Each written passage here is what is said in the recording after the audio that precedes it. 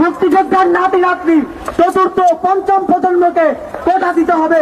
তাদের সংবিধানের কোথাও বলা নেই পোষ্য করার নামে কর্মকর্তার ছেলে কর্মকর্তা হবে আর কৃষকের ছেলে কৃষকই থেকে যাবে।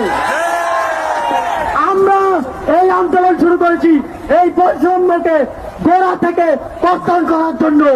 ঝড় হোক, বৃষ্টি হোক, প্রয়োজনে বৃষ্টির পানির মতো গায়ের রক্ত ঝরে পড়লো আমরা রাজপথ ছাড়বো না। শ্রদ্ধা জানাই, কিন্তু তার থেকেও বেশি শ্রদ্ধা জানাই আমাদের রাষ্ট্রের মূল স্তম্ভ সংবিধানকে। আমাদের সংবিধানের মূল কথা কি? 29 নম্বর অনুচ্ছেদের মূল কথা হচ্ছে সুযোগের সমতাকে বাধাগ্রস্ত করা যাবে না। রাষ্ট্র চাইলে শুধুমাত্র অনগ্রসর গোষ্ঠীর জন্য সুযোগের সমতায় কিছুটা ব্যাঘাত ঘটাতে পারে। আমরা বলছি সেটা অবশ্যই 5% বেশি নয়। সংবিধানের কোথাও বলা নেই মুক্তিযোদ্ধার নাতি নাতনি চতুর্থ পঞ্চম প্রজন্মকে কোটা দিতে হবে।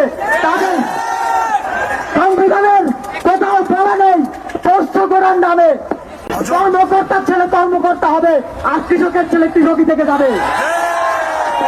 আমরা এই আন্দোলন শুরু করেছি এই বৈষম্যকে গোড়া থেকে কর্তন করার জন্য। আমরা ততদিন পর্যন্ত টেবিলে ফিরে যাব না যতদিন এই বৈষম্যমূলক প্রথার কবর রচিত হবে না। ঝড় হোক, বৃষ্টি হোক, প্রয়োজনে বৃষ্টির পানির মতো গায়ের রক্ত ঝরে পড়লো আমরা রাজপথ ছাড়বো না।